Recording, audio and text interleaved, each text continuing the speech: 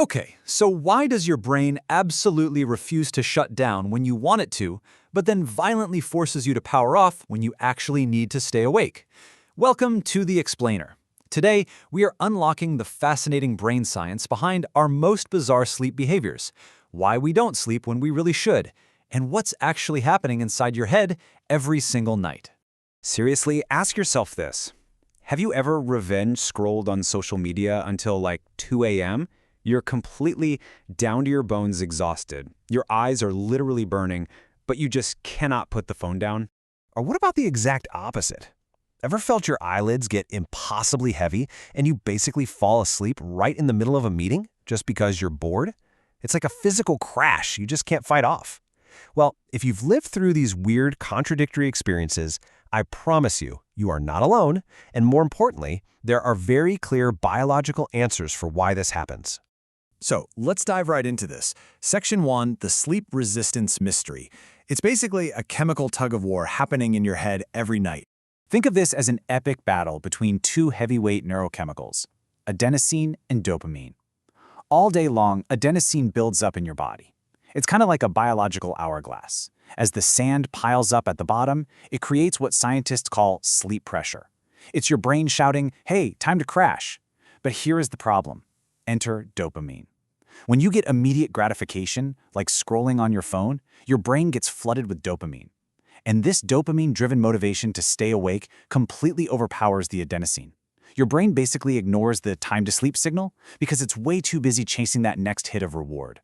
And this hijack actually happens in a very specific spot, the ventral striatum. This is a key area involved in reward processing. So when you're gaming or checking social media late at night, you are lighting up this region like a literal pinball machine. That triggers the dopamine release that reinforces your behavior.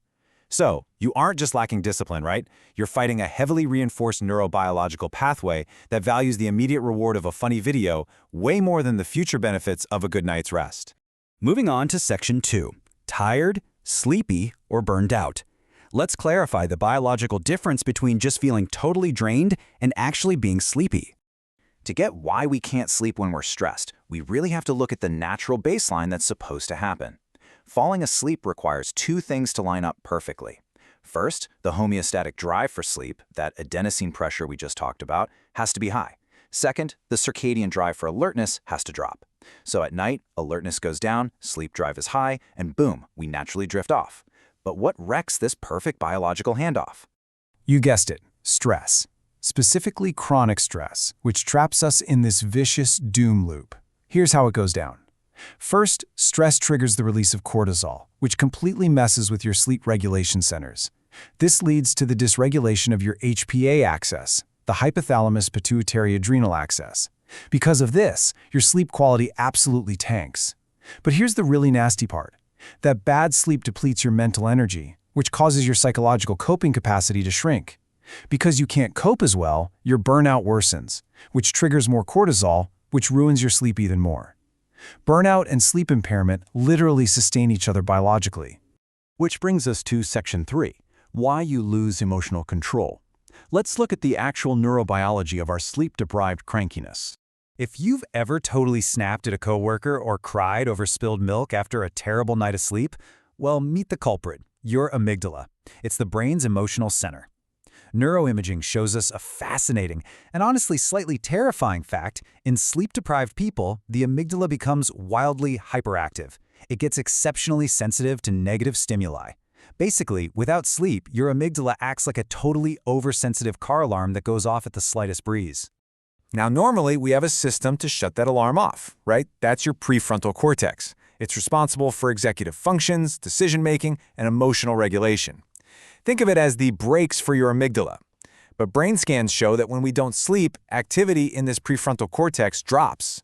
Even worse, the functional connection between the prefrontal cortex and the amygdala literally gets severed.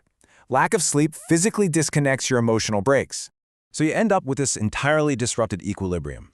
You've got heightened amygdala activity reacting to everything negative, plus decreased connectivity with the prefrontal cortex. The result? Amplified emotional responses, zero impulse control, and an absolute inability to modulate your feelings. So, those wild mood swings? That's not just you being a difficult person. It's the direct behavioral result of a structurally disconnected emotional regulation system in your brain.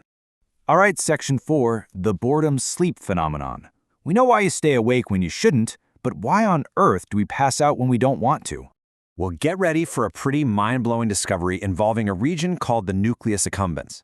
Historically, we've known this part of the brain as a massive center for motivation and pleasure. But recent research found something crazy.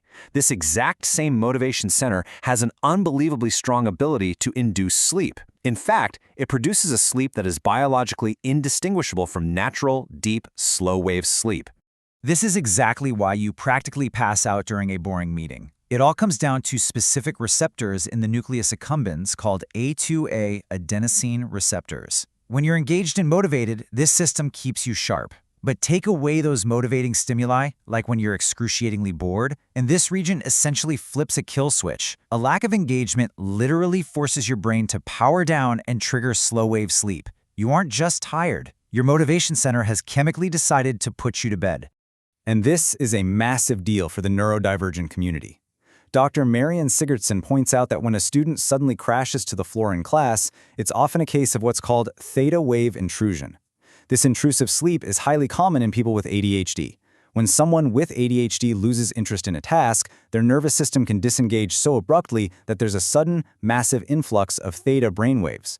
They aren't just dozing off, they're literally losing consciousness because of a biological reaction to boredom. Understanding this science is a total game changer because it takes these moments from, oh, they're just lazy, to actual validated neurobiological events. So there you have it. We've tracked the dopamine overriding your sleep pressure, the cortisol fueling your burnout, the literal severing of your emotional brakes, and the motivation center that straight up knocks you out when you're bored. Which leaves us with one final question. Knowing the intense chemical battles raging in your amygdala and striatum right this second, how are you going to treat your neurobiology tonight? Are you going to let the dopamine win again? Or will you respect your brain's delicate equilibrium? Something to think about before you hit the pillow. Thanks for joining me on this explainer. Keep feeding that curiosity, and I'll catch you in the next one.